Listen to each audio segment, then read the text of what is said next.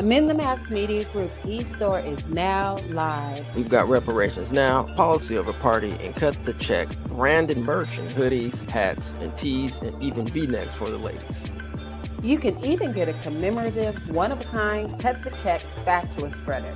The engraved keepsake life knife is guaranteed for a lifetime and can be passed down to future generations. Go to etmmediagroupstore.com. That's etmmediagroupstore.com. Right now, as always, appreciate you. Visit ETM Media Group online merch store and cut the check.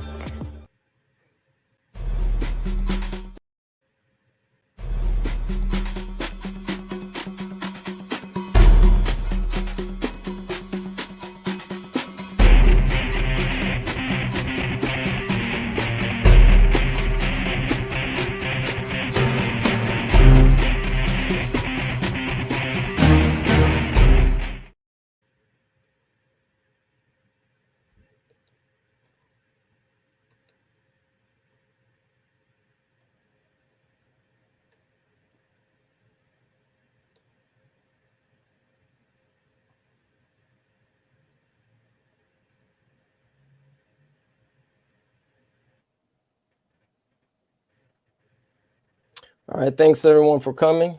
We have a wonderful session today, and we're going to be introducing the working group in a minute. But before we do that, if you hadn't had a chance, go to ET Media Group's YouTube page and check out the latest California Reparations Task Force that happened last week. We had the chance to actually speak with Jonathan B., who actually lives in the Bay Area. He actually talks about what's going on right now in the San Francisco reparations effort.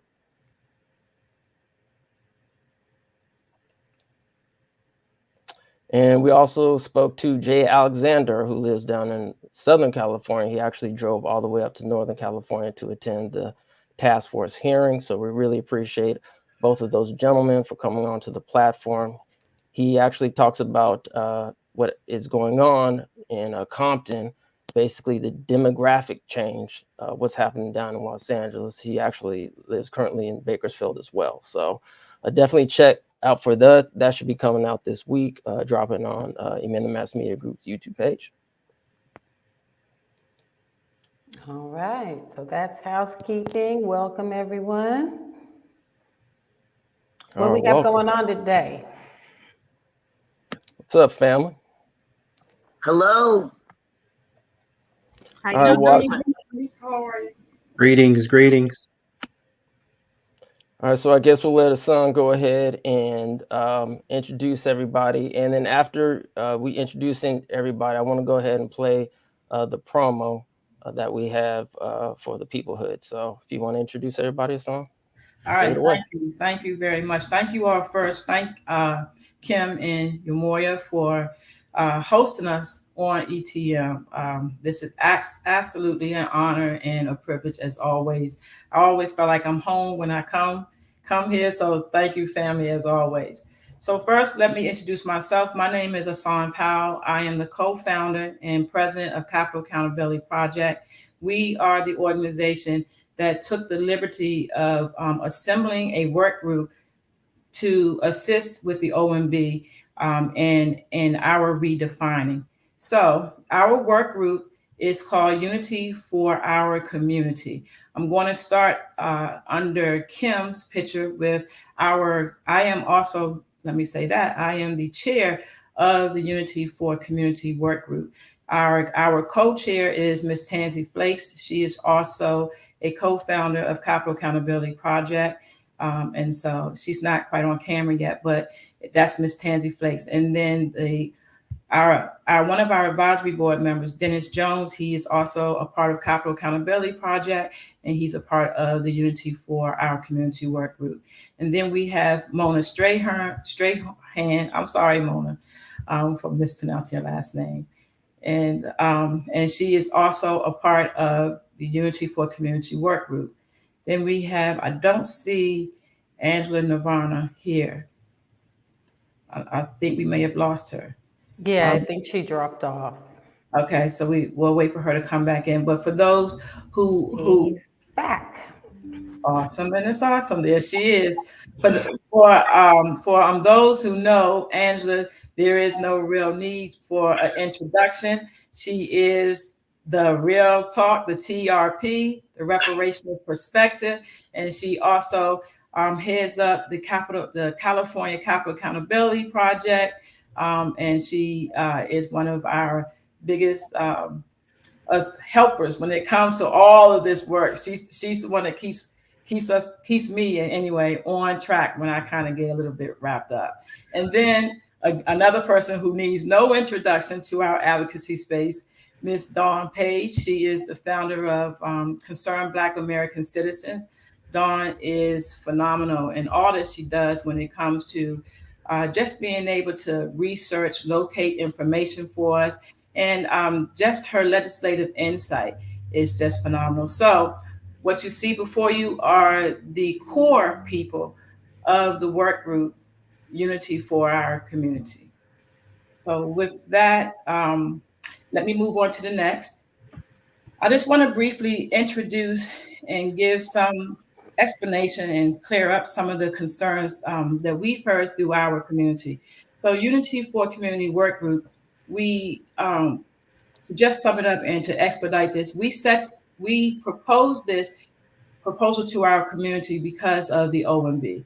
We have been studying the OMB for about 15 months collectively. We have been studying it for about 15 months collectively. After that, the Advisory Board of Capital Accountability realized that this was a task beyond what we could do on our own, within our own body of membership in the Advisory Board. So we reached out to core people that we trusted and believed could assist us in building this out better.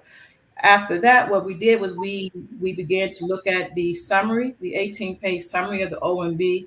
We embarked on a daunting task of answering the 40+ questions. From there, we also continued to do all of our surveys, and eventually after the town hall meeting, we decided to come back, reconvene, and figure out how we could promote unity within our community. And that is when the proposal was born. So with that, I'm going to pause. Yamoya, did you want to run the promo video, and then we will move to our speakers?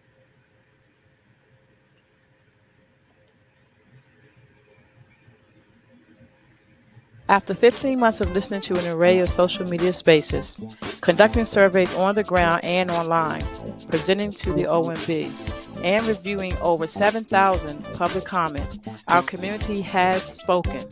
The consensus is to be identified as Black Americans with a separate reporting category from Black immigrants. The proposed reporting categories are as follows. The category Black American includes individuals who identify with any of the foundational populations in the United States of America, previously referred to as Negro, Freedmen, Black, Color, Mulatto, or African American prior to the end of the 19th century.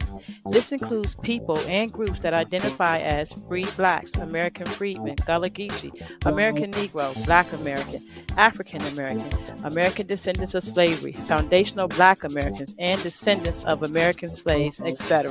This will help us to be recognized once and for all to be more than just a race, but a peoplehood. As descendants, we fight for our ancestors, we fight for our birthright, we fight for our future, we fight for our freedom. Go to spd15revision.gov and let the OMB working group know that we need this change. The public comment deadline is April 12, 2023. Thank you for your time, your consideration, and your support. Thank you, thank you, thank you. So with that, what I'm going to do, and I'm sorry because it was kind of freezing on my end, so I didn't know when the video ended if you all were waiting on it. So what I'm going to do now is I'm going to throw the mic over to Ms. Tansy Flakes for her to explain what Peoplehood is.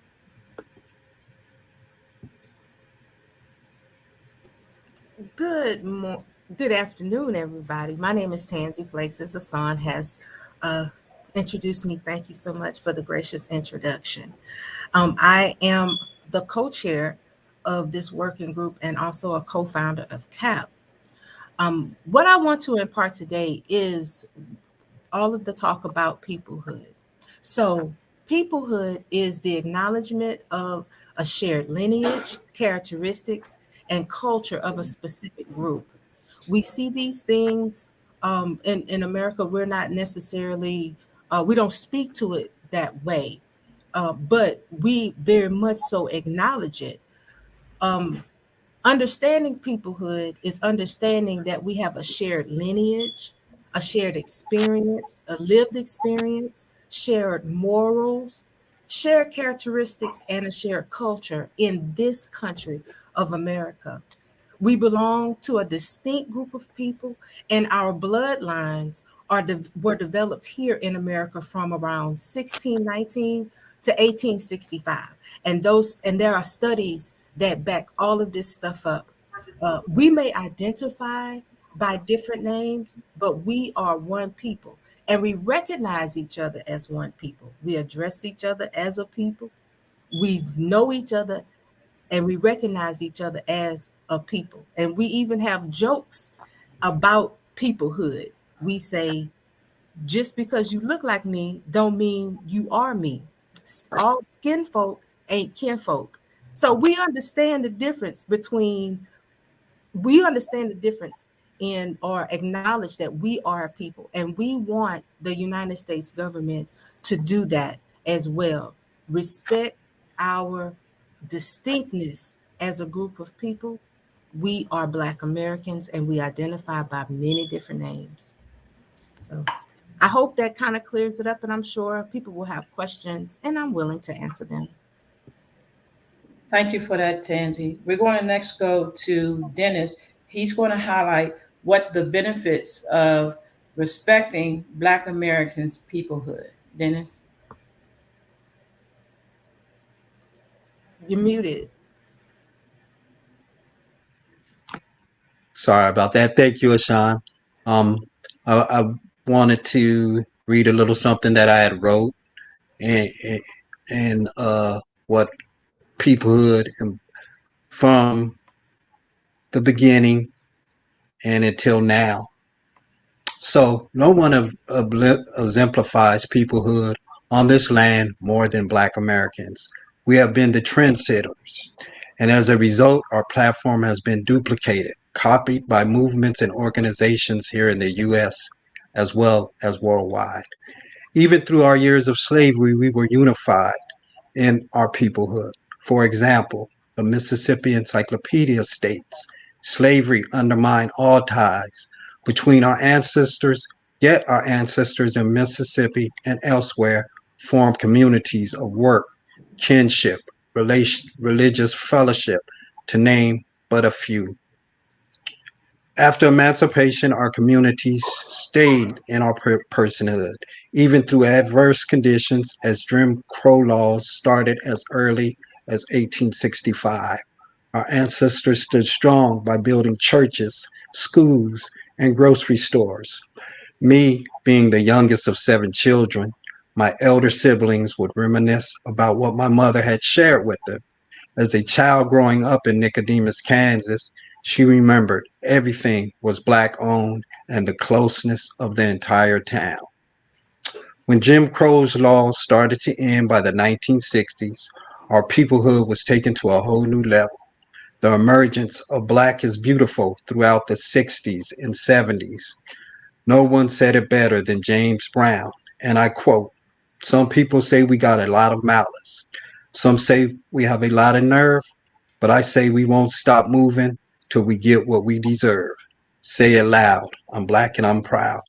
Our traditions were made from our ancestors, such as family reunions, which was a big part of all of our lives, meeting and greeting, aunts, uncles, and cousins, generations from our family tree. Love and much happiness of gathering together could not make things more clear. And I say that is peoplehood. Moving forward now in the 21st century, unity for our community has never been more important than it is now. We are the descendants of chattel slavery, brought here through force and That time we created our history and culture under the names America has changed for us throughout many different generations. We here and now propose to all those different identities while standing as one in nation my people has built, and I would say that is undoubtedly peoplehood. Thank you. Thank you for that, Dennis.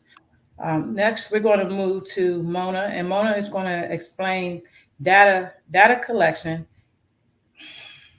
as it pertains to the OMB. And just let me say before you come on, Mona, Dennis, thank you very much for taking the time to connect those dots for us to show people that we have always been one people, one hood, and now we're just solidifying it moving forward. So thank you for that.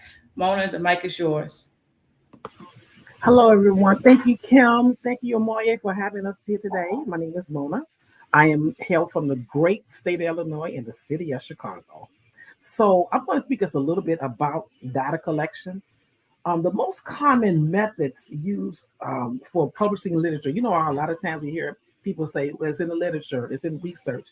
But the way in order for them to collect the information, there are a number of different ways in which they collect the information at OMB.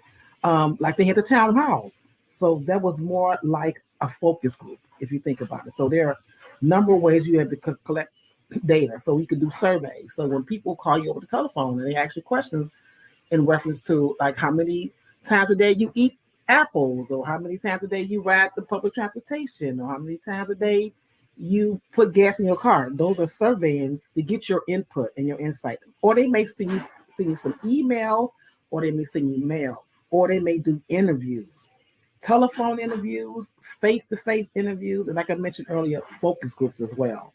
So they do a whole lot of kind of things like observation, you get documentation, you get records, and then sometimes they do a lot of experimenting. So there are a number of different ways in which you can do data collection. So what now they're doing is they're tracking social media, they have discussion forums as if the same thing we're doing. They're reviewing sites. People are blogging.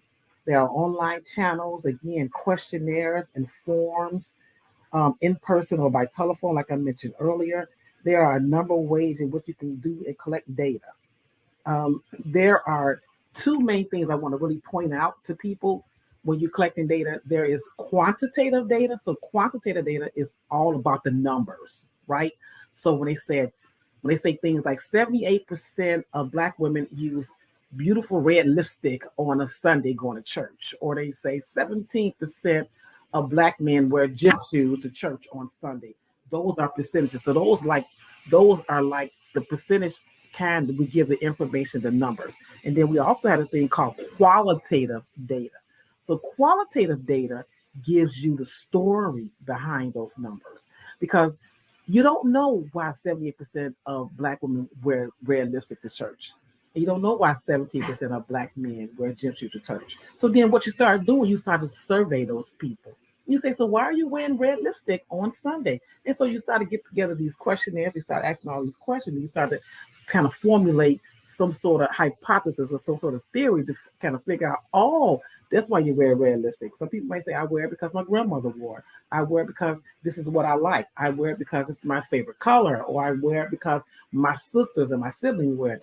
Or you could say men wear gym shoes to church because it's comfortable. It could be men who are service workers, or men who are walking the beat all the time, or outside, or their feet may have problems. It could be a number of things. So we kind of put the story behind those numbers, which is really, really huge, what we need to do there.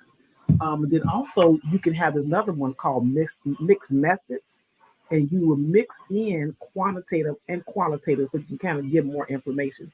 So when you're able to do research and you're able to read literature, the main thing I always kind of point out to people is read the abstract first. So that's the very first column inside any kind of the literature, any kind of articles you see. And when you look for the abstract, the first thing you always want to look for is the very first thing you want to look for the population in which you're getting the data from, right? And you want to look for the age of the population. Then you also want to look for geographical area, right? So if it was done in Los Angeles, if it was done between Black men between the age of 18 and 45, or if it was all gender of Black men, or it was all gender of Black women, you want to be able to tie the information from the research into everyday accountability, how people are living and how people are going through. Because you don't want to get some data where they say, okay, this happened over in, say, some other foreign country. You're like, okay, then so how will that relate to my community? So when we talk about those things in the literature, you want to look into the abstract. We want you to always understand, if you don't have the age or the population or the geographical area, or actually another, it's like, why are you doing a study? We call those gaps in the literature. So it's like, those gaps in the literature, how will they pertain to you as a person when you are going through the whole entire process? So that was one thing I want to point out. Then the next thing, it goes into data sets, because when you collect all this literature, you do all these surveys, you do all these questionnaires, you are doing these focus groups, you're doing these face-to-face, you're doing this one-on-one information. That data has to be stored somewhere. So it's called data sets.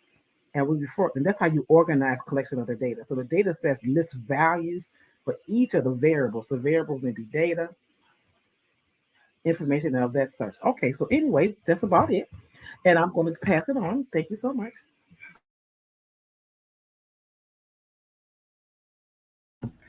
Thank you for that, Mona. I appreciate it.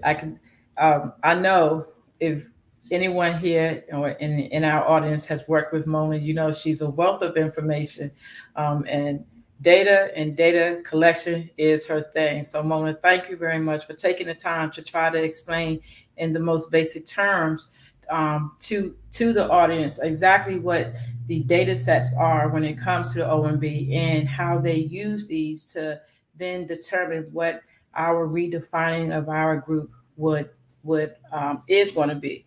So next we want to move to no other than Miss Angela Nirvana. And Angela, what I would like to ask you to share with the audience is, what is the impact of the constant name changes when it comes to Black Americans? So please share that with us. Thank you. Thank you, Hassan and esteemed panel, ETN Media. It's such an honor to be here and to see so many incredible comrades in the chat, usually rolling with your sister over at the Reparationist Perspective. I thank you guys for putting in work all over the country. I love our theme, unity for our community. It is just so appropriate for what the illustrious team of CAP, CBAC, myself have come together to do. And it's such an important body of work, namely because all these different name changes every generation is just to continue to keep us in the dark about the truth of who we really are. They're trying to really cleanse us, in my humble opinion, and deny us our justice claim. And so every generation, as uncovered by this illustrious organization, has shown a name change to keep our reparations hidden, pretty much. I'm going to try to boil things down without giving too much away, because this will be streamed all over the country, all over the world. And I've learned how to move in silence to get the work done. I've learned the importance of being boots on the ground. But if you think about it, we went from mulatto to colored to Negro to Black to African American, or some semblance thereof. But no other group in this country has undergone a name change every generation. And what that does is it creates a lot of chaos amongst us. It creates a lot of disenfranchisement, and it makes it hard for us to fight politically. And so what the brilliance here at CAP, CBAC, the Reparationist Perspective have come together in unity to do is to take the reins back for how we choose to identify. And after combing through 7,000 comments at the ONB, and after showing up for 3 days, listening to calls and hearing the chaos which was created by this government, the light went on in a sun. She turned the lights on in each and every one of us for us to collectively come together under Black American and take back the ownership of who we truly are as Negro, as Freedmen, as ADOS, as FBA. It was brilliant and beautiful, and we are the world. Our ancestors built the wealth in this country that everyone eats from. And when the genius went off within this organization, I knew I had to be a part of it. And it's an honor and a privilege to be under the banner of unity for our community. And it's going to take each and every one of us to push really hard with the call to action that is going to be rolled out today to make it go viral, family. But it feels good to put down our weapons, because guess what? If ADOS goes and fights, Black Americans win. If Freedmen go and fight politically, Black Americans win. If Negroes go and fight politically, you get it. You get where I'm going with this. You are picking up what I'm laying down, right? So we are here to stop the injustices, to stop the confusion, and to finally get us what we are long overdue. Reparations, yes, but we need immediate solutions. Wouldn't you agree? We need those resources to come directly to those of us who descend from U.S. chattel slavery. We are one people. We bleed that same DNA of the U.S. chattel slavery. Thank you, God. Thank you, ancestors. And thank you, CAP, that the light turned on in you, a son, to awaken the light in each and every one of us, to put our swords down, because we are one. We are one people. And I hope, y'all know I was born to talk.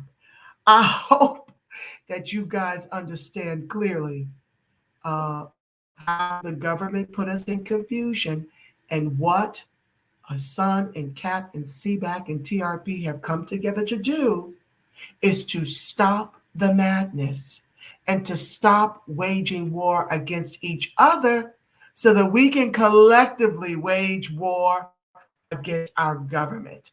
Oh yeah, I am so happy to give them all that TRP smoke. Thank you for allowing me to share. Thank you for that, Angela. And when you get an opportunity, look into the chat. We would like for you to read your speech that you prepared for the audience. In the interim, we can come back to allow you to read that if you so would like to. In the interim, what we now want to do is move to. You want to do it now? Okay, so I'm going to pause. I'm going to allow Angela to read her speech that she prepared. She's not in her home state right now. She is traveling due to a family emergency, and so we had to assist her to coordinate things. So I'm going to pause for a second, allow Angela to read her speech, and then we're going to move to Dawn.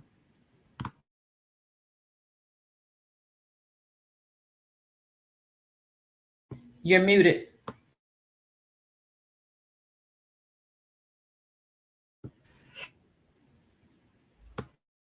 Bless the mic, because I got several versions of that speech. I want to pull up the right 2 minutes, okay? So Dawn, you can take the mic. You can pose a question of her. I mean, I'll let you know when I'm ready. I think Angela might be the appropriate ending. So why don't I go and do mine real quick? But hello, Let me everyone. transition. Hold on, Dawn. Let me transition over to you, and so the audience will be able to follow us. So Dawn is going to now speak to the audience as it pertains to our name changes and the legislation attached to it. Dawn, you may have the mic now. All righty. Thank you, everyone. This is Dawn Page, Concerned Black American Citizens from North Carolina. I'm going to talk about the legislative crosswalk, but I wanted to start out with the Black American definition. Black American, the category Black American, includes individuals who identify with any of the foundational populations in the United States of America, previously referred to as Negro, Freedmen, Black, Colored, Mulatto, or African American prior to the end of the 19th century. This includes people and groups that identify as free Blacks, American Freedmen, Gullah Geechee, American Negro, Black American, African American, American descendants of slavery, and foundational Black Americans, etc. So I wanted to start there, just so we have a good idea of why it is we made sure to include each of those names within the definition or under the umbrella of Black American. And when we look at legislation, and when we look at why does the OMB do this every couple of years, and we realize that it is because first, it is their job to count the people that live in this country, but secondly, also to know who it is that is living in this country. And in order to, once they get that count, then that is how resources are allocated in this country. And so when we lay that on a timeline, we also look at policies and we look at the name changes, and basically we're looking for patterns. And what was revealed is that essentially since our emancipation, we have had two major sweeping policy wins or changes, but they were then followed by some external pressures that essentially led to the failure to implement those policies. You can look at this from a malicious perspective that, our names were changed by design, which I do believe they were, maybe not for the reasons we may understand, or is this just the result of that more or less benign neglect? But when we lay the data out, we look at the emancipation of the Negro and all of the policies, the bureau that was established, the offices throughout the country, the fact that within just a few short years, that agency was able to eliminate, to cut the lineage wealth gap by 50%. We had the Freedmen's Bank that amassed 57 million that was then looted. We had the end of Reconstruction, and then we had in 1900 the census instructs workers to call us Negro. They're instructed to use Negro, and they're instructed how to use it. And then we see basically by 1907, we have 1.3 million immigrants, and in total, 2 million since 1880. And if we think about our population, about 4 million freed slaves, and then you add 2 million or increase that impoverished population by about 2 million. And then we get to 1910 and 1920, and we see where the census workers then were instructed to use the word mulatto, And we know that that's connected to the paper genocide, the reclassification of many in the Virginia area who may or may not have been indigenous or triracial isolates, etc. But what does all this mean? Well, by 1934, the country had given out 270 million acres of land, which equaled 10% of the United States through the Homestead Act. And so it's pretty clear that during that period of time, we were also, not only were we supposed to participate in that as freedmen in the Homestead Act, we were also supposed to receive 40 acres. What followed was Jim Crow, and obviously our removal and exclusion from the system through redlining and other forms of structural violence. And it's no accident that freedmen essentially became forgotten about or discouraged against. And it just is obvious that external pressure basically led to our renaming. When Negro came along, we were Negroes essentially up until 1977, but we see in 1970, the U.S. Census then converts to self-identification, and now people are given the option of Negro or Black. Well, around that time in 1977, the OMB decides to define Black as an African racial group. They may have done it sooner, but if we look at the external pressure, so to speak, we know the Black Power movement was arising. But then when we look at the legislation, we find that there was a significant legislation established for Black Americans under the name of Negro, and how interestingly, soon after that, we see a drift toward the calling ourselves Black. And we see in the 70s, the Department of Energy and Public Works put in significant funded legislation that's still on the books. And then, of course, the next surge in immigration is the sub-Saharan and Caribbean immigration. And speaking, more to what is directly affecting us right now. But in 1997, the OMB then added African American. So essentially diluting us by adding different terms to what had been the accepted definition. In 2013, the OMB, without any real public commentary like we're having now, the OMB removed Negro, and research into that, we determined that the NAACP and the Urban League were behind that request. You can also make the case that it is this immigration surge from continental Africa and the Caribbean that caused people to push back against the census when they saw the word Negro on there. So I would contend that the backlash that the OMB speaks to actually comes from people outside of our lineage group. So at the same time, I've talked about Freedmen legislation that essentially stayed on the books for 100 years. Now we have Negro legislation that's essentially been on the books since 1977 or so.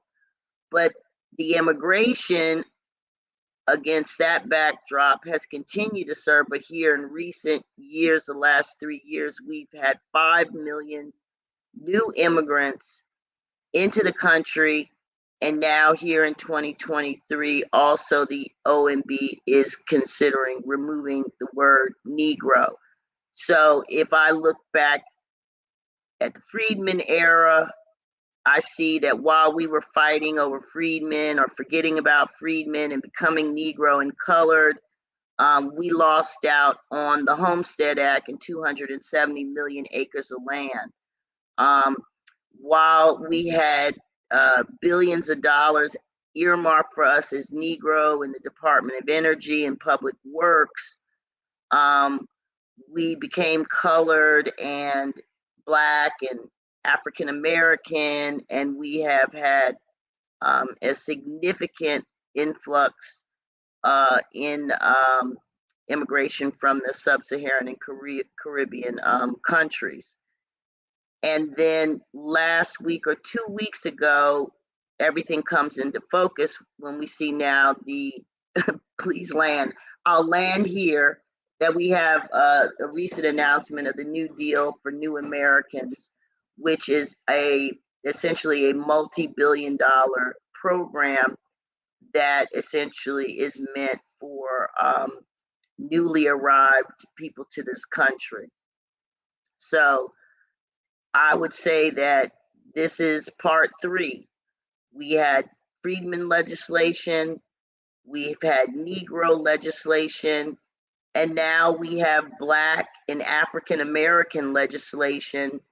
So what I'm seeing is that the AAPI community is basically reaching back, and once we drop Negro, they will avail themselves, or they have already what they call modernized that legislation, which means not that it goes away. It means that, once again, policies meant for us have been diluted. And it speaks to the confusion and what Angela said of us not being able to fight effectively for legislation. And that shows up in the failure to implement these policies. And I could go on, but I think I'm going to end there, and I'm going to turn it back over to Angela. But just to put a pin in it, what we found is that policy wins were followed by external pressures for renaming, that each of the names that we have in the definition are attached specifically to earmarked, funded, covered legislation that is being currently mined by other special interest groups, and that name changes are followed by wealth transfers.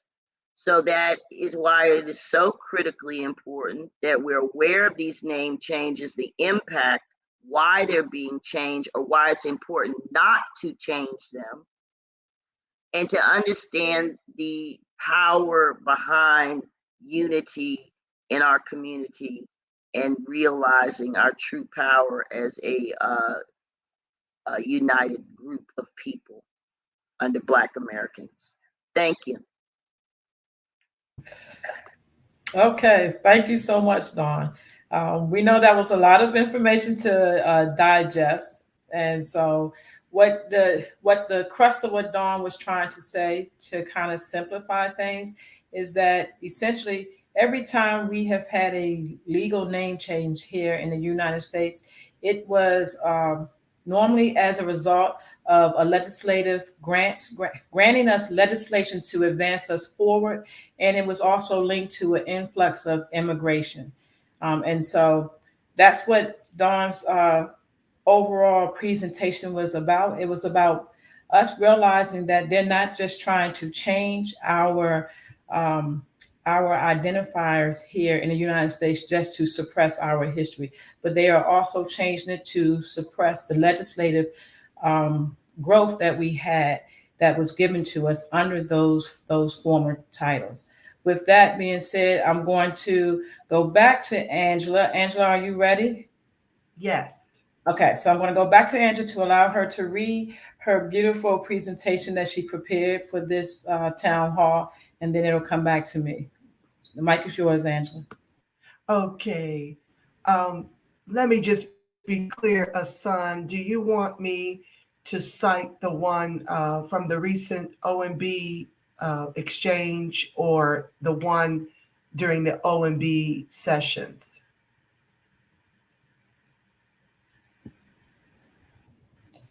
You can call-in sessions. You can cite the one from our OMB presentation back in August. Okay, wonderful. I want to give a special shout out to Asan and Tanzi for helping me to make the edits to my comments. History has shown us that the early settlers of the United States had very different views on who they perceived Black Americans to be and the stations they are to hold in life. Because they were not afforded the humanity as others coming to the New World, they were not considered American. We now know this perception manifests itself in multiple ways, legally, in policy, and physically and emotionally, how people from within the Black American community are treated.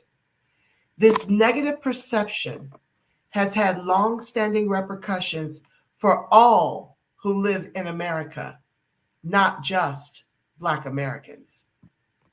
People from within the African diaspora have been forced to identify as Black Americans because of this historic belief and our shared phenotypes, having no consideration for the Black American ethnogenesis here in America because of the transatlantic slave trade. This has harmed countless amounts of individuals and denied us all the dignity we deserve, being part of distinct groups.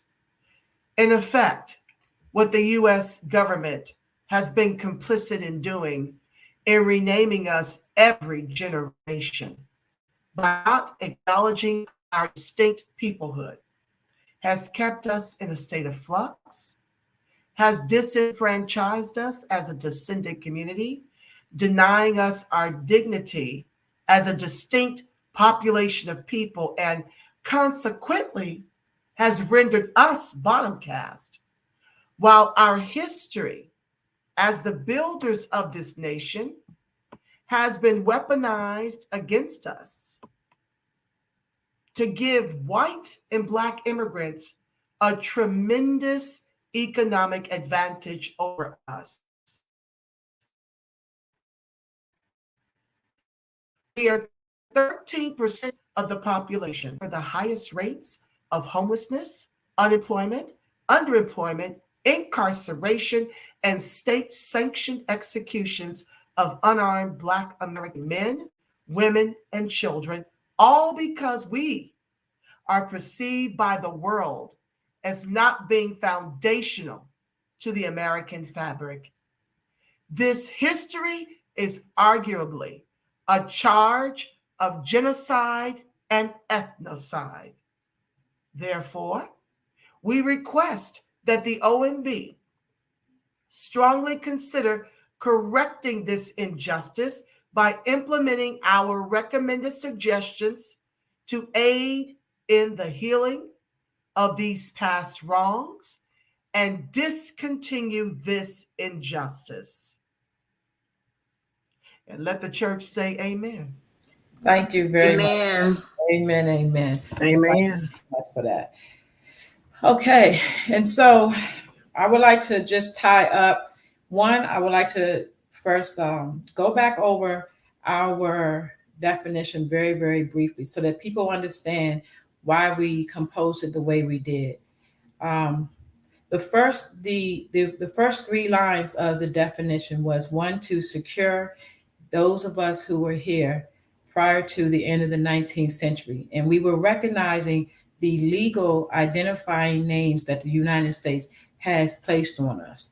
The second grouping of identifiers that you see under the paragraph that says this includes individuals, this includes people and groups that identify as. That is a very important statement that we want to draw people's attention to.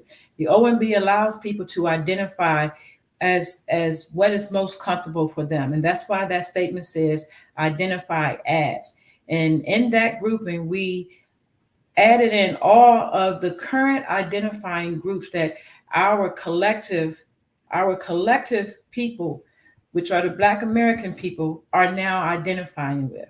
So when people say, well, the OMB is going to throw that out because those are not legal recognized identifiers, that is not accurate. Under the OMB's guiding principle number 2, based on its summary, they have what they call respect individuals. If you read that definition, the OMB is trying to respect how individuals identify within their collective group. And so with doing that, what that allows us to now do is, if we choose to litigate under American freedmen, under American descendants of slavery, under foundational Black American or African American, or any of our other identifiers, then we can now do that. And we will no longer be tied to a racial classification of what the current standing definition is when it comes to the OMB. And doing this also, what we have done is we've protected our people from ever having to be reclassified again. Our category header will always be, if this proposal is accepted, it will always be Black American, and then that definition precedes it. Now, the et cetera that you see at the end, and bear in mind that our definition is written in the exact terminology of the OMB, in their exact format. That et cetera is there not to allow other quote unquote melanated immigrants to come in and then try to claim our group. That et cetera is there. It is built in to allow our future generations, 50, 60, 70 years from now, if they determine that we don't like any of the identifiers that were accepted back in 2023, they can then call themselves whatever they want, and they will fall in under the identifier. But the Black American category and the definition will never change. It will just become another recognized identifier under that. So I wanted to make that part clear so that people would understand that we understand the legal implications of why we have our legal recognizers at the top, and then the identifiers of how our community chooses to identify at the bottom. Now, with that being said, I would like to engage our audience before we go to a Q&A. I know we are a bit past our timeline of what we were shooting for work group, and I'm asking that if you all are able to stay on, please do so that we can address some of the questions coming from the chat, because our community's voices matter. But before I do that, I did want to roll out to the community that we are now doing a 10-day boots on the ground call to action. If you go to CAP's website, once you land on the website, on the front page, you will see a banner at the top. You can click it. You can go over to the specific page for this OMB push. You will find that we have now put up a petition for all that want to really get involved, boots on the ground, and people are saying, I want to put in the work. We're now providing that. You can go there. You can click on the petition that we have now created. It has the OMB figure 2 as well as the definitions, and it now has a signature spot. There are 3 categories for you to go out into your community and talk to our people that's in our neighborhood, our friends, our family. Have them sign. They can print their name. They can list how they identify, and then we're asking them to sign it. You can download, print out as many as you need. It is 10 signatures per page. And then we are asking our community to then go to the OMB and upload those petitions so that the OMB hears from our community in one united front, one united voice, saying, this is who we are. This is what we are agreeing to. And then from this point forward, our goal is, for once in our history, we will finally be able to define our group as to whom we are, and recognizing respectfully each and every one of the current titles that we identify under. with that being said, I'm going to now throw it back over to ETM Media, and you all can now share with us some of the responses or questions from the chat, and then I will ask the panel to address them. If I can interject real quick. Yes. I have to jump off and check out of the hotel. Thank you so much. I will be listening in on the road from my phone. Thank you, everyone. Thank you, Angela, for Thanks, Angela. Thank Safe you, travels. Thank you, sis. I love Thanks, y'all. Angela. Black and Freedmen strong. Absolutely. And safe travels back to California, sis. Thank you. All right, family, let's go through some of these comments real quick. And so this is basically the Q&A session or Q&A period. So anybody in the chat, if you do have a question or comment, please put it in now. I don't know how long our esteemed panel will be here. Maybe we'll be here for about another 15 minutes if everyone is available to answer or comment on it. So once again, please put it in the comment and chat section, because if you don't do it now, oh well, too late. Kind of like the reparations check. All right, so we're gonna go through just real quick. I just want to give a shout out to some people. Shout out to Reps.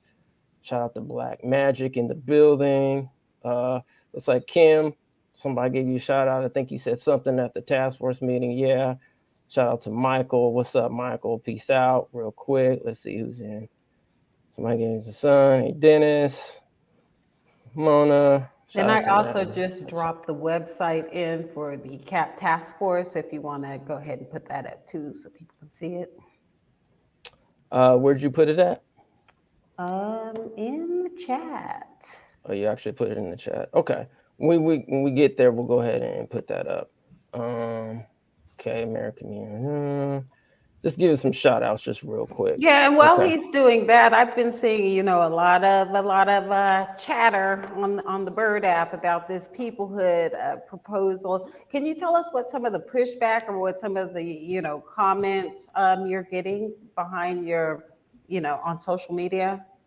So I will take that question. We've gotten a lot of positive and a lot of negative comments.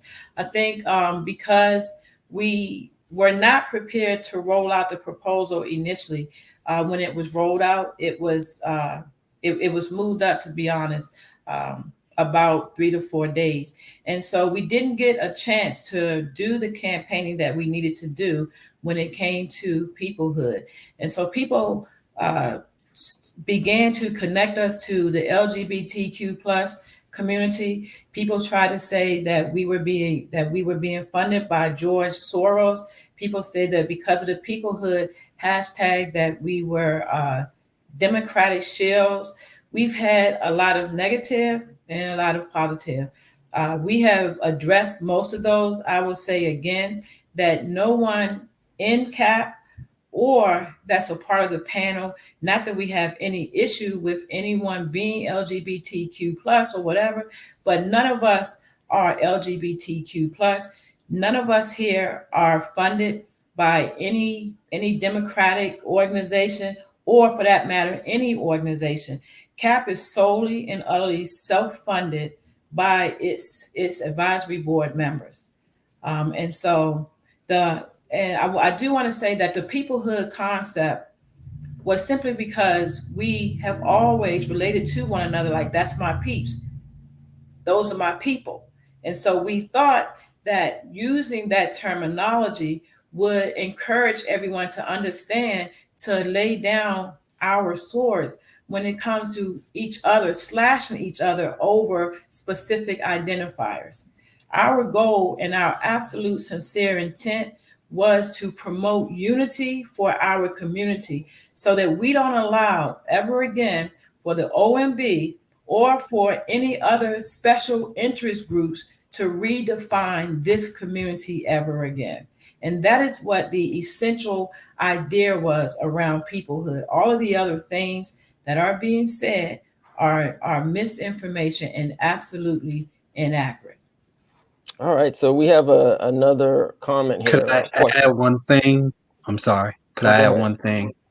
Go ahead. And we just want everybody to know it's a 27-year wait. If we don't get it right now, we would have to wait another 27 years before the next census.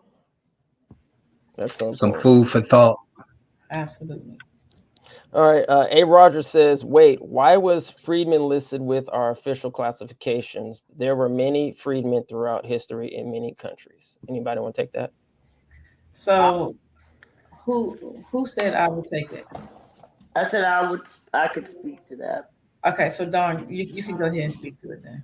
Yeah, I wanted to point out it, and that's why we did the legislative crosswalk or the walk through time, to show, and I think somebody has a hot mic, to show how we are connected to all of the names, not only emotionally and generationally, but through legislation here in this country. So while there may or may not have been freedmen in other countries, there were only Negro freedmen in America. And as a result, there are sweeping pieces or bodies of legislation attached to the freedmen.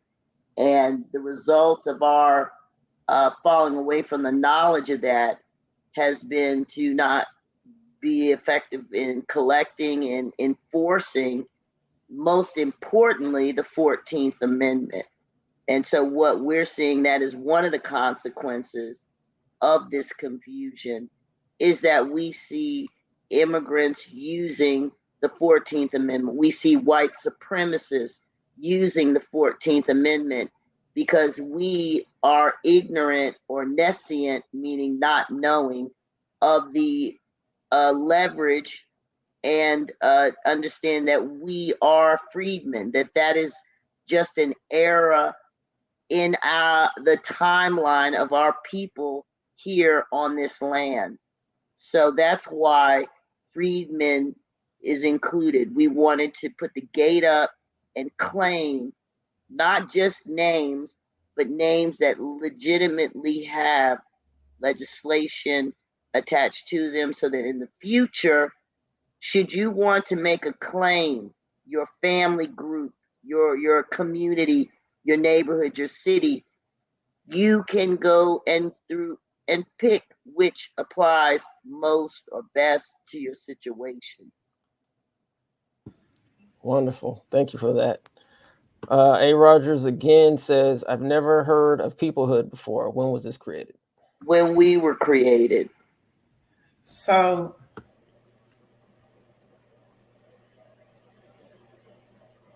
I can't hear you, Doc. Oh, it's on. You might want to turn on your mic. All right. Tansy, are you there? I am. All right. Can you give them the background information on Peoplehood, please? Yes. So peoplehood is not a new term. Peoplehood is something that in the social sciences community, this is how they address specific groups of people. So when you hear us refer to peoplehood, that's what we're referring to. We are a distinct group of people, and that's just the academic term that's used. So it's not a new term, but I want people to draw their attention to the chart, that the reporting categories. Examples of peoplehood is everywhere on that chart. Every single category on that chart is an example of peoplehood. Every block is a distinct group of people that have a shared lived experience. Every block except for ours. The African diaspora is treated like one big blob of folks with no individuality. And even in the definition, they don't afford us our dignity as individual groups that have individual cultures. They just say we all the same. You can say Haitian and Black, and that mean the same thing. And it does not. It doesn't. And I can tell you it don't. And we know that within ourselves it doesn't. Because if you tell a Haitian person that they are from somewhere else, you're going to get a lot of pushback from them. You do that to a Caribbean, tell them that they, get the nations confused. They will get you straight. And the same thing for the people within the continent. If you get a Nigerian confused with another person, or one of the tribes confused with each other, they will get you straight, because they understand that they are a distinct individual group of people. They have a peoplehood, and it has been respected. Ours has not. And subsequently, the United States government is forcing these people from within the diaspora to identify as us. So we're asserting ourselves and saying no more. You have to respect our individual distinctness, our culture. We have a language, we have a land, we have all of the things that people from other places have here. And it's only us that created it. So when we say peoplehood, we mean all of that stuff, and it's not new. The United States government has failed to afford us the dignity of our individual distinctness as a people. So don't get confused about it. It's nothing new. We've been doing this all along. The government has failed to recognize us as a people. Therefore, they're shoving everybody else into our category, and that has to stop, because that's ethnocide. And let me just piggyback on what Tansy said. Thank you first, Tansy, for clarifying that. But please understand that peoplehood, excuse me, is the awareness of one's identity as a member of a distinct group. Okay. Now, as Tansy said, the United States has failed since our existence on this soil to recognize us as such. All right. But what we have done is we have not only put the onus on the United States to recognize us as one group of people that are distinct from the other melanated diasporan people, right? What we have done to show them that we recognize and that we respect each and every person's identity is that we created subcategories. So we created the category Sub-Saharan African. And that category allows each and every person that, as the current definition of the OMB reads, each and every person that descends from the Black racial groups of Africa to identify specifically with their nationality and their ethnicity as it pertains to where they are coming from. And then we subsequently, in our proposal, created the Caribbean category, so they too can be respected for the uniqueness of their nationality and their origin. And all we are saying to our people and to our government is that we too demand to be respected and acknowledged for our distinct people, which are the Black Americans. With that, do we have any more questions? I think we can go in for another 5 minutes. Can I put a pin on that and say, in terms of respect, let's respect our Sub-Saharan and Caribbean brothers and sisters and let them go be great and have their own categories as well and not be lumped in with descendants of chattel slaves. I think we owe it to them to support them in that. All right. Is peoplehood just a quick way to say unity and a call to action to send CAP's recommendation to the OMB? Absolutely, it is. Absolutely. That is all that it is. And if anyone else wants to chime in, go for it, Tansy. Yeah, and I think we kind of touched on that. Yes, it's a way for us to say collective unity. It's nothing new. You see it in the Native Americans, you see it with the Jewish people. There's a movie called Roma. I never heard of Roma, but those are individuals in Italy. They are a distinct ethnic group within Italy, a population of people that are Italian. And if you look at the chart, they're listed. They're on the chart. I ain't never heard of Roma. Had to look it up because it's not a country. So the United States government understands peoplehood, And people around the world understand peoplehood. It's just that we don't operate using those terms in America, so it kind of gets lost on us. We're just used to race and ethnicity, but other people are used to smaller pockets. They have villages in Europe all over the place, and those people are distinct and have a distinct lineage. And that's what we're trying to impress on the United States government. You go respect us like you respect everybody else on that chart. It's only fair. All right. Did you all gather statistically valid, reliable, and significant data collection of the public regarding self-identification preferences? So I will take that question again. You want me to say chime in, or I'll wait for you? Yeah, let me chime in, then you can feedback great. on it, because you are our data collector. So thank you. So I will say again that we have done a wealth of data collection starting from about 15 months ago. We began to listen into our community. We polled our boots on the ground community. We have been polling our social media community. And then we waited until after the OMB's town hall, and then we went through 7,000 plus comments, and then we began to compile all of that data to understand that current day, our people identify mostly with Black American. And let me just say this before I pass it to Mona.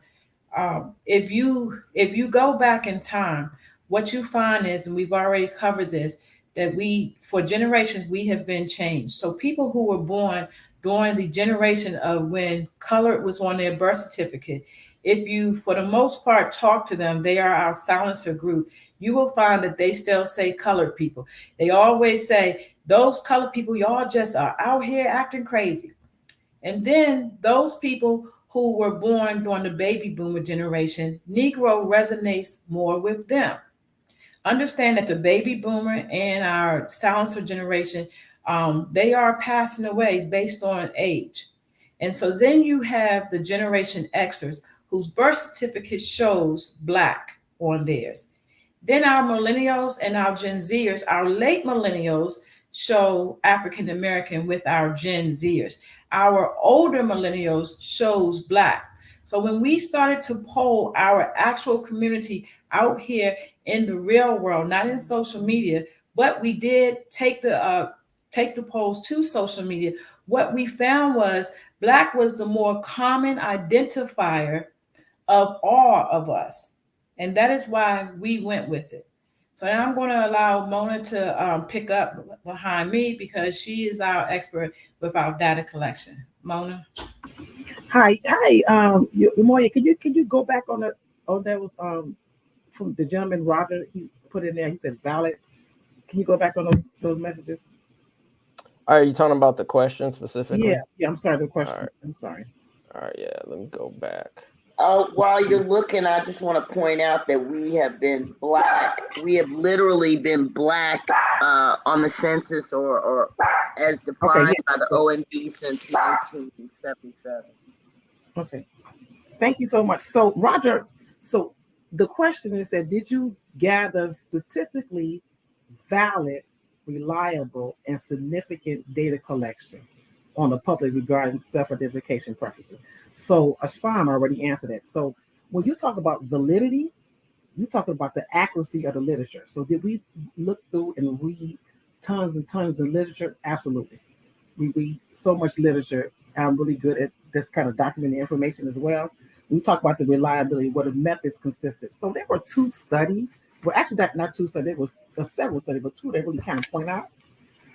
One was from Oxford Journal, a gentleman named Tom W. Smith. We can put that on our website so you're able to read, to get the literature, your information yourself. And so he did an article on changing racial labels from color to Negro to Black to African American. And then there was another gentleman named Ben L. Martin who did from Negro to Black to African American, the power of names and naming. So in terms of being the literature being valid, reliable, consistency statistically, it has already been proven we have been doing research on name changing and renaming our people for the last 5 to 6 generations. I also have a database of over 2,200 articles, not only just peer review articles. I have articles from dissertations and theses from very esteemed universities who were majored in African American studies as well. So when you kind of compile validity and all the information together, the first thing I think about is confounding variables, and I'm pretty sure you understand what I mean by confounding variables. Confounding variables is something that it confuses what the actual information is, so everything starts to pull in on there. So when we doing data and we putting together data sets, we're very confident the information. So what Hassan was talking about with the 7,000 information that she got on the OMB, that's qualitative data. And you know how you do qualitative data, you go into the themes. So when she was going through the themes, Black was emerging. And with anything dealing with qualitative data or quantitative data, things emerges. And if you know anything about anthropology, you know what I'm talking about, the study of people. But the information, if you need to get any information, we put on our website with all the documented peer review articles you need to see. Thank you. All right. If we can be here for about another 10 to 12 minutes and then we can wrap it up. But just real quick, shouldn't the ethnic identifier terms be placed in alphabetical order? If you guys want to read the rest of that. I don't know. Is that really important? They'll list it the way they see fit. I mean, exactly. What our intention was when we listed the ethnic identifiers, as Mona said, when it came to the data, and through the multiple peer studies that we have, we created an actual timeline. And if you go to CAP's website, you will see the timeline. As such, that is how we listed the categories. Does not mean, again, let me say again, this is a proposal. Doesn't mean that the OMB is going to accept it one. And if they do accept it, doesn't mean that they're going to put it in alphabetical order or chronological order based on when these identifiers were assigned to us. But our intent was to at least create the timeline and get the information out to our people. Can I give? Hold on, Umora, real quick. Before you move on, you had this comment up that I wanted to touch on before we moved on. So, okay, I'm understanding more now. So AA, which is African American, would still disengage BA. I'm not sure what that means. I think that means designate. Oh, designate, okay. I was thinking AA would designate immigrant, sub-Saharan, continental Africans, and BA, American lineage, and AA, African lineage, which is a lot of what I've been hearing with the African American, the fact that it's still wrapped in this peoplehood. A lot of people are saying, I thought we were disaggregating from that. Why is it still being included?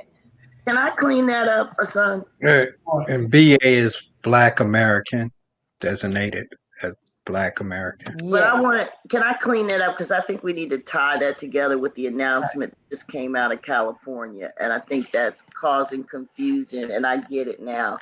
So what happened in California is they were able to get legislation to state that African American is essentially an ethnicity that equates to a descendant of U.S. chattel slavery.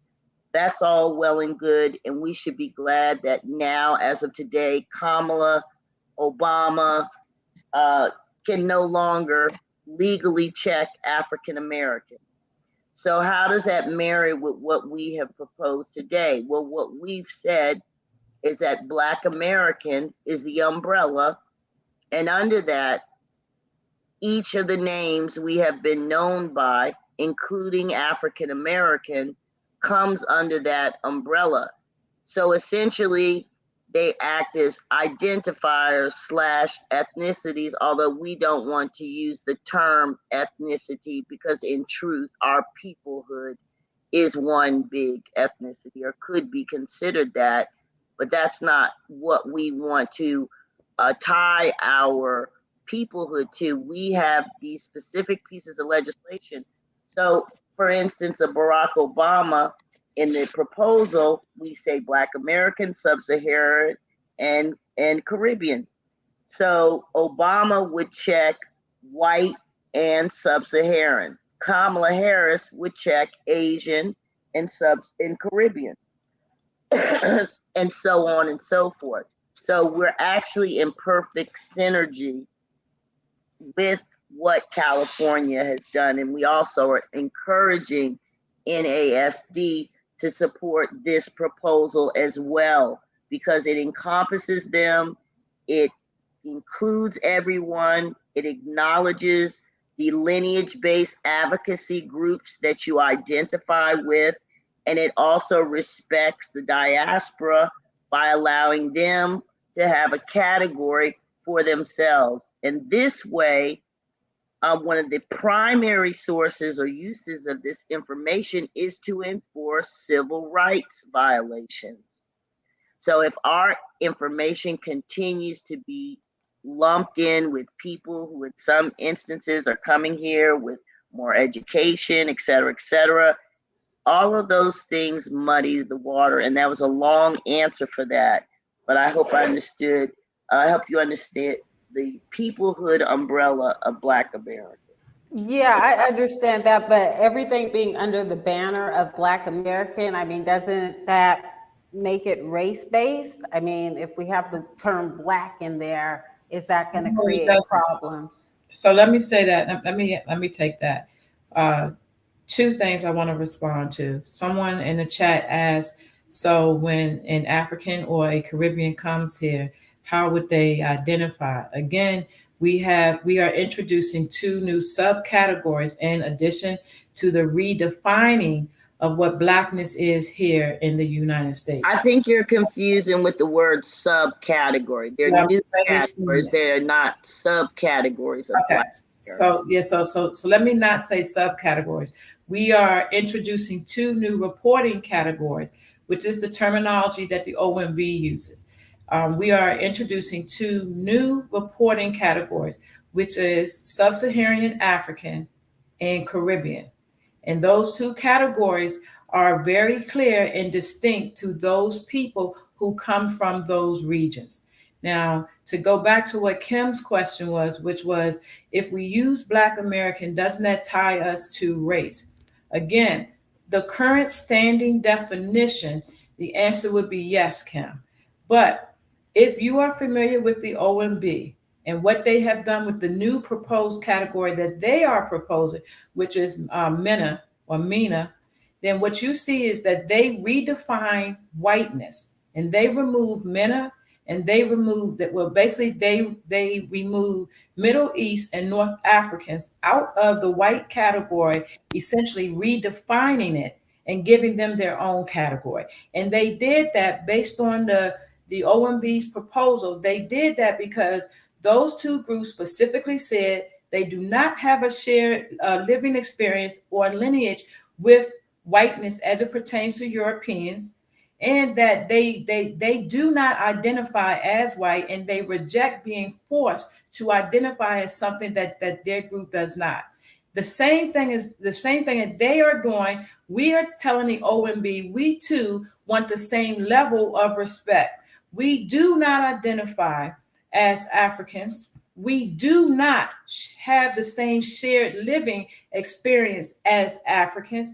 As such, we too want our category redefined to recognize our specific lineage and how we choose to identify here on this soil that our ancestors assisted in building this country from. So no, we cannot be tied to race ever again. One, if we get this redefined. Two, if at any point any of our identifiers litigate or legislate anything, they no longer have to litigate it or legislate it under the category title of Black American. Because why? Because now our identifiers are recognized at the OMB. So you can be an American descendant of slavery.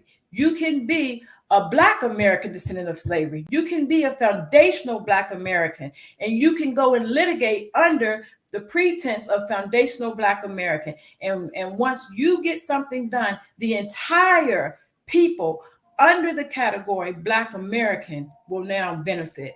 Never again are we forced to identify under a racial category. We can now be recognized as our identifiers under that one category. Was that more clear?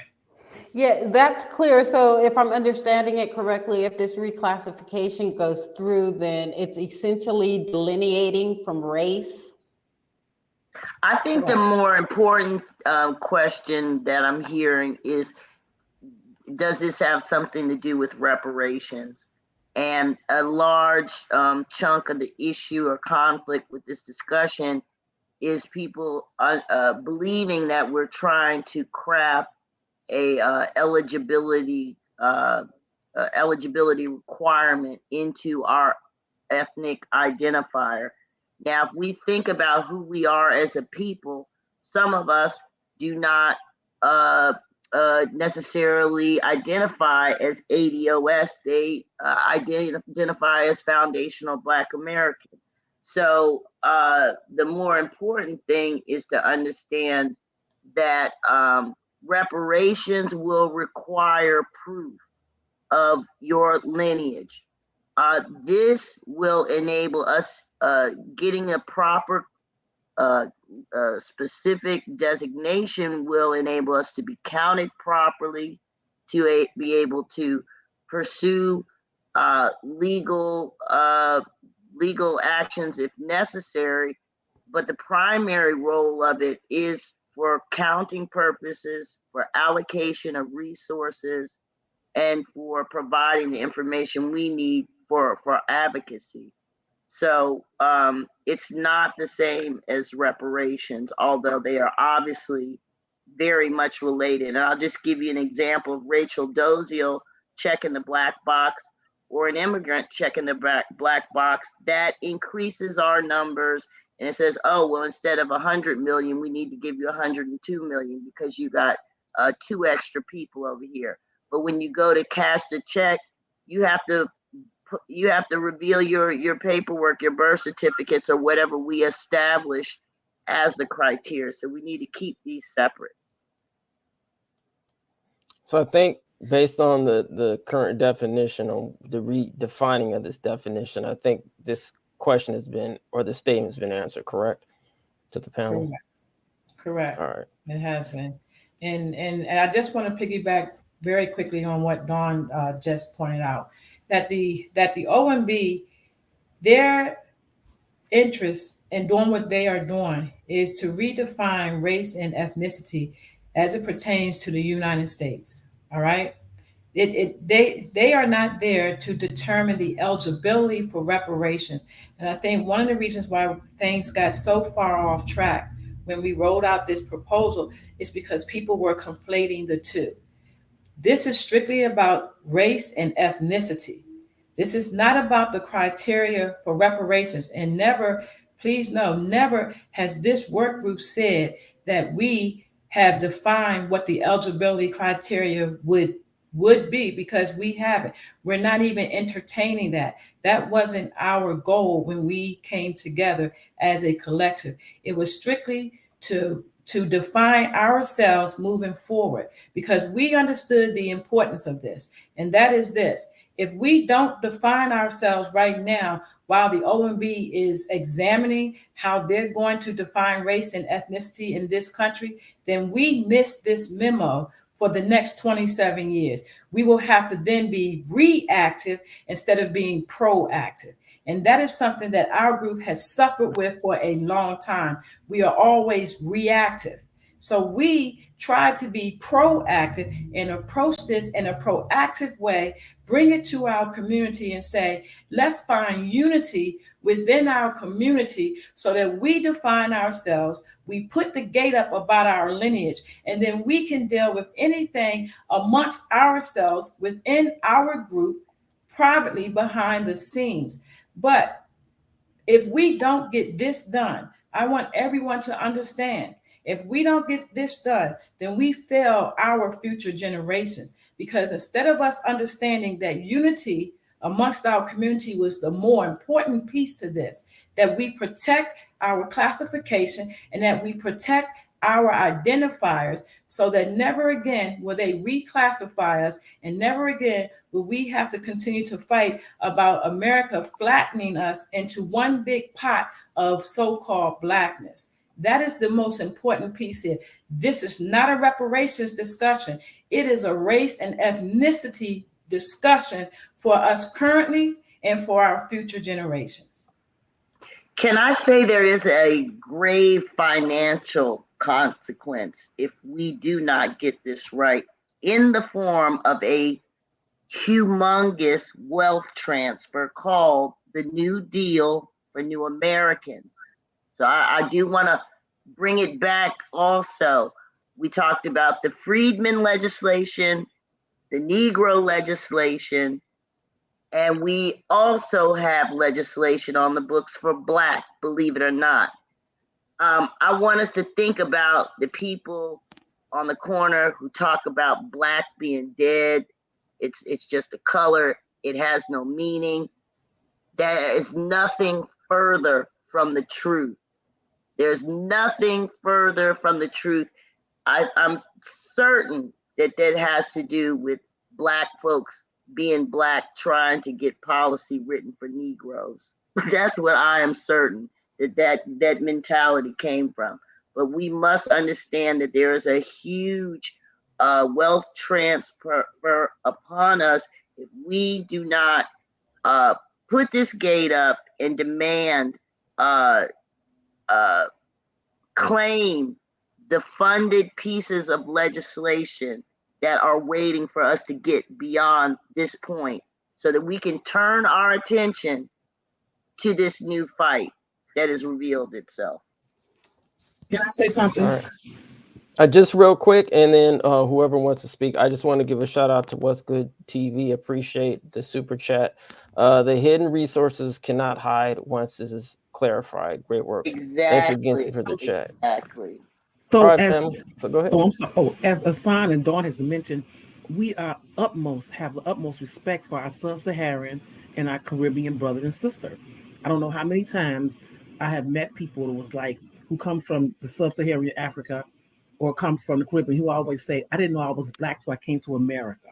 So we want you guys to know that you can use, if you a Jamaican American, if you a Haitian American, we want you guys to know you can use those things. We're just being very respectful of your lineage. That's all we're doing. Thank you.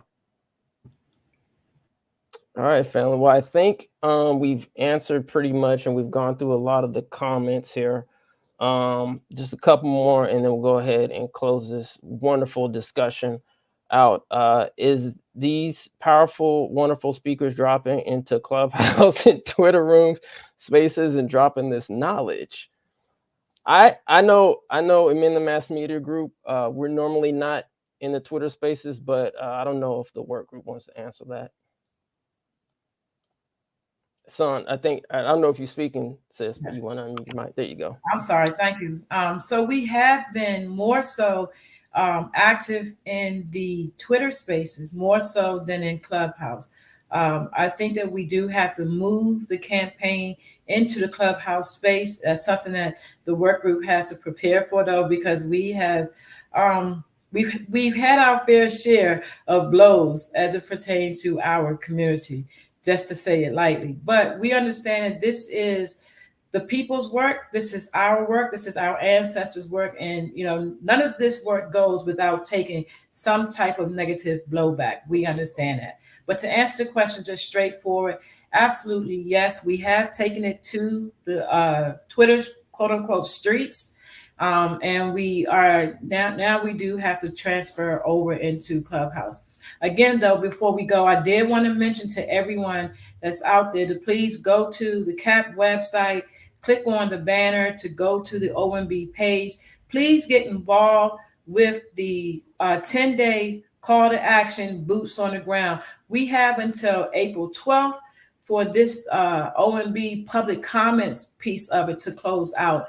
And we need our people to download the petition, go into your communities. There's no need for us to go back and forth on any of these social media spaces, what you will find out here in our community, in the real world, is that our people are not aware of an ADOS, a Freedmen, a FBA, or any of that. They are not aware of any of that until we come to them with this petition to let them know that the OMB yet again is about to change our identifier as it pertains to the legislation that we have. They are about to change it with this large influx of immigrants again to create a new department for them with the funding that was already set aside for us back in 1970. And so, yes. So the more important piece here that I want people to understand before we leave here is take this fight off of social media. Download and print out the petition and go into your neighborhoods. If we say we are about change and we are about our people, we are asking you now to step out into the real world. Come from behind these computers. Get the petitions signed. It is 10 signatures per petition, and then upload it. And if you want to download 10 petitions and get all 10 filled in, then that's 100 signatures from our community. So the OMB understands it stops now. We are here. We got the memo, and we are not going to stand down ever. Our lineage, our people have a specific history and lineage here, and we will never again allow anyone else to define who we are. We are here now. We know who we are. We are ADOS, FBA, African American, Freedmen, Negro. All of those things matter. That is who we are as one people, one group. And that is all I have to say. Right. All right, family. Thank you very much. So we have this slide up here. I just want to make sure, Hassan and other panel, that we can actually go ahead and put this in the description of the video once the video has rendered and is up on YouTube. Can we put the information, I guess, from CAP on down to Chicago Freedmen into the description? That's fine with me. If anyone has any objections. Okay, so the work group is fine with that. Okay, sounds good. All right, before we head out, if each one of you, if you have social media, people can reach out to you via organization or as individuals. We can go ahead and do that, Hassan, if you want to start, and then we'll go with Dennis, Mona, Tanzi, and then Dawn. Okay, so for me, my social media is my government name. So it's at Hassan Powell for Facebook, for Twitter, and for Clubhouse. And then, of course, for Capital Accountability Project, for Twitter, we are at CAP Task Force. And that is the same for Facebook, but I'm going to turn the rest of that over to Tanzi because she's our social media person. So I don't know our LinkedIn pages and what have you. But thank you. Yes, we can be reached at info@captaskforce.org. We have the website in the chat. You can find us on Twitter at Cap Task Force. You can find us on LinkedIn at Cap Task Force. You can find us on Facebook at Cap Task Force. So we're here, Cap. Please reach out to us. Get the information, get your boots on the ground, and talk to your families and branch out from there. And don't forget our YouTube channel. Yes. And everything that Tanzi say, I concur. So our YouTube channel is still at Cap Task Force. Kim and Ujami, did I say it correctly? Oh, Umoya. I'm sorry, Umoya. You guys have been an amazing host. I really appreciate it. I really enjoyed today. So I can be reached at D as in donut, C as in cat, Strahan, STRAHAN, the number 4 at gmail.com. So that's DC Strahan 4 at gmail.com. And then also please send all the information to CAP because we have a board and we make sure we take everything directly through a sign before we communicate anything else out. So anything you need, just make sure everybody know you can get in contact with me. And thank you so much again. Thank you. Don? Hey, thank you. I wanted to answer Blue Morgan's question. Black children born to immigrants, will they be Black Americans or how? They will be Caribbean or Sub-Saharan, forevermore, wherever their parents were born is how they will classify. They would not be Black Americans. You can reach me on Twitter at Freedmen Rights, FREEDMEN Rights. Otherwise, I'll find you. And Don, just for clarification on the piggyback of that Black American, same goes for African American? Yes, it does. African American is now an ethnicity codified by the state of California and tucks nicely under Black American. And let me just send some shout outs to some of the panel, some of our core panel that are not here. So to reach out to Angela Nirvana from the Reparations Perspective, you can find her on YouTube at the Reparations Perspective. I think she's on Facebook as TRP. And I also want to shout out Amaru Young from the Kentucky U.S. Freedmen Coalition. He wasn't able to come on with us today, but I did want to make sure that we acknowledge him and his contribution to the work group as well. So that would be, I think that was all that we have. I don't think we have anything else left. Again, for CAP, any questions, you can email us at info@captaskforce.org, or you can just come to the website and you can shoot an email to us directly from there as well. And thank you, Kim and Umoya. Let me just say, thank you all for jumping in there and getting the video for us. For all who wanted to know who produced our video, none other than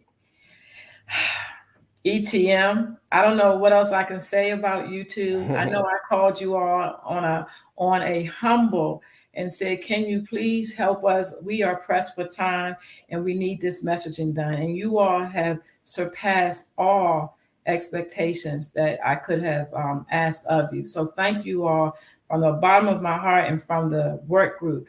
Thank you for helping us and getting this put out. We've heard a lot about marketing and how we could have, and didn't do this, that, or the third. But those of us who work on this program and on this in the background, you all know that we are not professionals. And I came crawling to you all on my knees like, please, please, please save us. So thank you to ETM Media.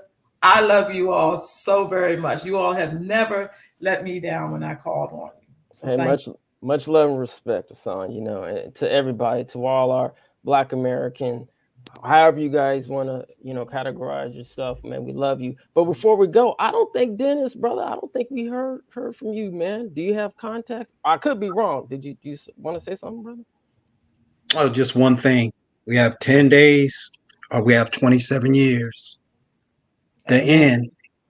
Not much more else to say. 10 days or 27 years. That's 10 days, boots on the ground campaign. If we don't get this done, then we're locked in for 27 years for how they choose to define us. That's what Dennis is reiterating. 10 days or 27 years. We got to figure it out. Wonderful.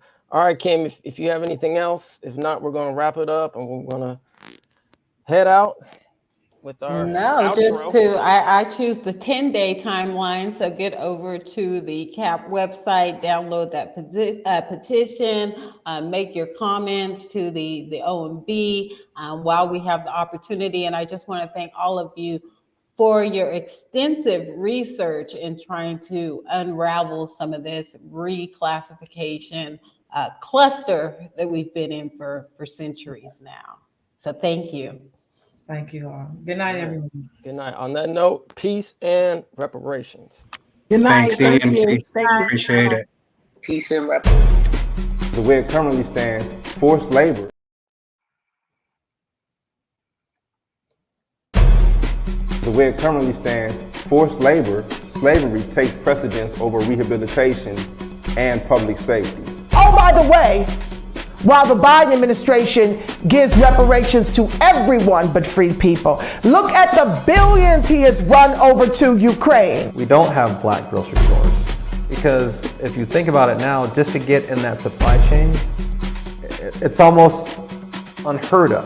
They don't want the truth to get out. Okay? I don't want to know what my family did or what all these people did and all this stuff like that. Okay? You read that 500-page report. There's this thing called white superiority and black inferiority. That mindset allows all of the behaviors that we've seen across generations. I had no idea that church I was running by every day was something my grandfather established. This is not a handout. This is a debt that is owed. You know, Allensworth was like the internet of his time in 1904, 1905. The total black population in California is about 2.6 million, and then of that, the descendants compose about 2.2 million of that. So California, with a multi-billion-dollar surplus, can absolutely afford to satisfy the international terms for reparations, beginning with compensation. Any financial obstacle that exists that impedes the success of increasing financial prosperity needs to be dealt with and eliminated. No matter where we've been, no matter what part of this fight we've been in, we've been harmed, and we've had harm done to us specifically. When I got to Los Angeles, this was some of the worst segregation I'd ever seen. And remember, I'm telling you, I'm from Mississippi. Because as you can see, I'm giving you broken history right now, you know? But I had to give it to you guys today. I said, no, I got to show them this because it's so precious and nobody really knows about it. Overnight, it's like, oh, it's no longer the quarters, now it's Lincoln Heights. Oh, so now we get to use Abraham Lincoln for our name. And you think about all the other people that they could have used, but they picked Lincoln. And I think that's sort of a stereotypical of what they do. There wasn't any black restaurants. As far as black business and weed, it wasn't none. Black people don't have that kind of luxury. Our historically black communities have been redistricted multiple times. Why has it been easier for other groups than us? Because of anti-black hatred. Now listen, if you can't handle the TR room, don't tune in.